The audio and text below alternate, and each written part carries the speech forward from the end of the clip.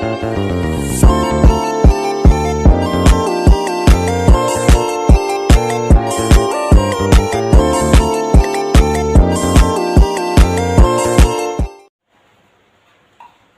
Assalamualaikum warahmatullahi wabarakatuh. Perkenalkan, nama saya Cintarva dengan nomor stambuk A321222051. Baiklah, di sini saya akan menjelaskan resume pertemuan kelima dari mata kuliah Kriminologi yang diampu oleh Bapak Dr. Hasin SPD MPD. Baik, di sini saya akan menjelaskan jawaban dari pemateri kelompok 3. Nah, baik, kita masuk ke pertanyaan yang pertama, yaitu faktor sosial seperti apa yang mempengaruhi KDRT. Nah, jawaban saya, ada beberapa faktor sosial yang dapat mempengaruhi pandangan terhadap kekerasan.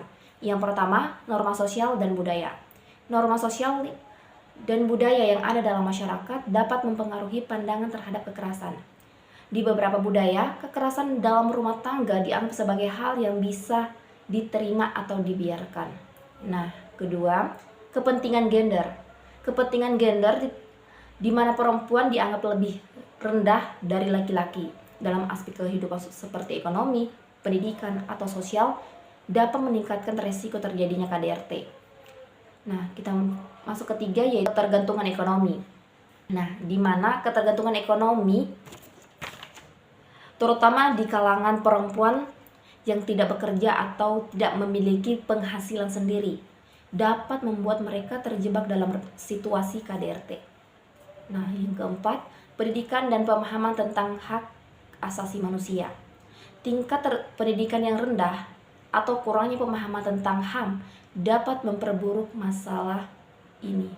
Nah, kelima, lingkungan sosial dan keluarga, yang dimana pengalaman masa kecil di keluarga yang sering mengalami kekerasan dapat mempengaruhi pola perilaku seseorang di masa dewasanya. Nah, kita lanjut ke pertanyaan yang kedua, yaitu apakah ada regulasi khusus yang mengatur tentang pelanggaran perlindungan pembantu rumah tangga, mengingat banyak sekali kekerasan yang dilakukan majikan luar negeri kepada pembantu rumah tangga dari Indonesia, dan belum ada regulasi terkait hal tersebut yang disahkan dalam regulasi saat ini. Nah, jawaban saya, di Indonesia perlindungan terhadap pembantu rumah tangga atau PRT terutama yang bekerja di luar negeri memang terjadi isu yang cukup besar.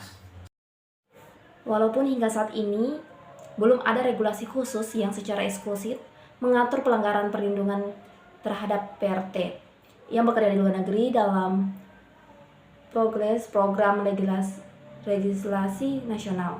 Namun ada beberapa regulasi yang telah ada.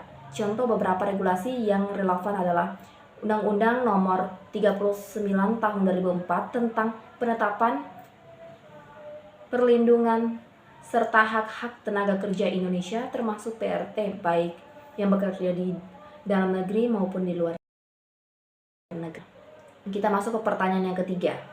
Bagaimana dinamika dalam rumah tangga dapat mempengaruhi kecenderungan individu untuk terlibat dalam kejahatan?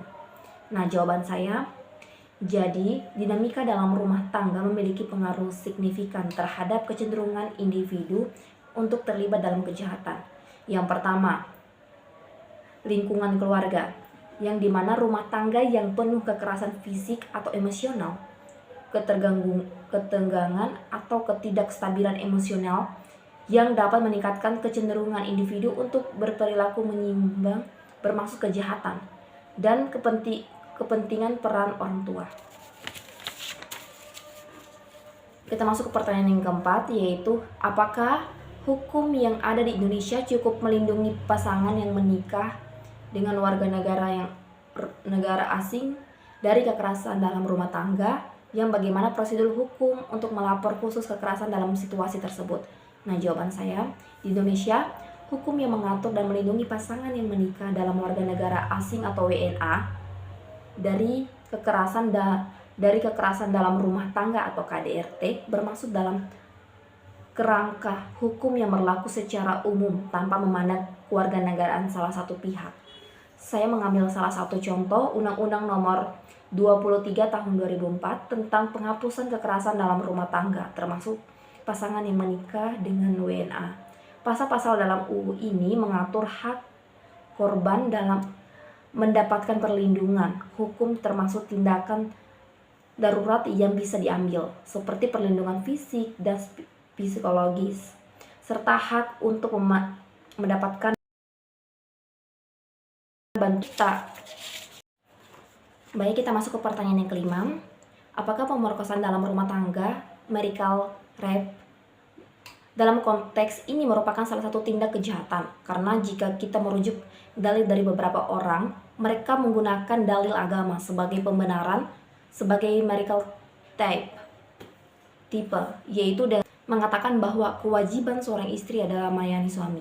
Nah, jawaban saya, pemerkosaan dalam rumah tangga atau sering disebut sebagai marital rape adalah tindakan kekerasan seksual di mana dalam ikatan pernikahan secara hukum dan menurut pandangan banyak negara, pemerkosaan dalam kejahatan tidak peduli apakah pelaku adalah pasangan suami istri. Baik, begitu juga secara umum, pemerkosaan dalam rumah tangga dianggap sebagai pelanggaran hak asasi manusia. Kalau untuk mengenai argumen yang menggunakan dalil agama untuk membenarkan perilakuan tersebut, penting untuk kita pahami bahwa agama seharusnya mengajarkan tentang saling menghormati dan melindungi hak-hak individu, termasuk hak perempuan untuk merasa aman dan dihargai dalam hubungan pernikahan.